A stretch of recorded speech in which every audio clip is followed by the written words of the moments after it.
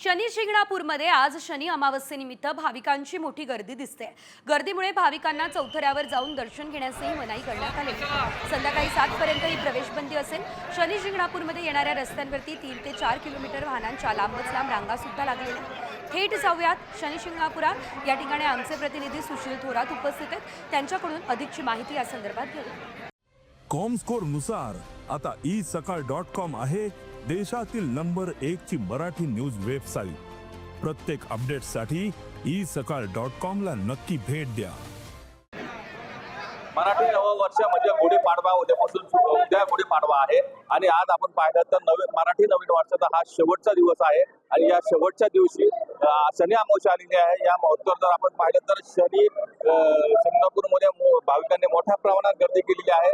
या ठिकाणी लाखो भाविक आज दर्शनासाठी आलेले आहेत। पहाटे रात्री 12 वाजल्यापासूनच या ठिकाणी भाविकांच्या मोठमोठ्या रांगा लावलेल्या आहेत आणि भाविकांची गर्दी लक्षात घेता देवस्थानने एक मोठा निर्णय घेतलेला आहे की आज म्हणजे शनी अमावस्येच्या निमित्ताने चौथऱ्यावर जाऊन दर्शन घेण्यास बंदी करण्यात आलेली आहे। त्यामुळे भाविकांना आज खालूनच दर्शन घ्यावे लागत आहे।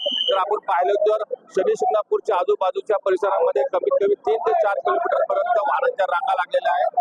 राज्यासह देशभरातून भाविक या ठिकाणी दर्शनासाठी आलेले आहे। साम टीव्हीसाठी सुशील थोरात, आयडिया नगर, शनी शिंगणापूर।